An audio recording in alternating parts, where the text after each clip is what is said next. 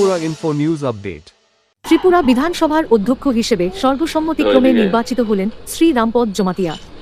আজ বিধানসভায় অনুষ্ঠিত অধিবেশনে সকল দলের সমর্থনে তাঁর নাম অনুমোদিত হয়।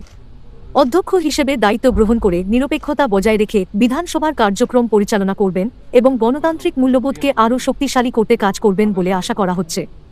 বিধানসভার উপস্থিত সকল দল নতুন এই পদ গ্রহণের জন্য তাঁকে সম্মান জানিয়েছে।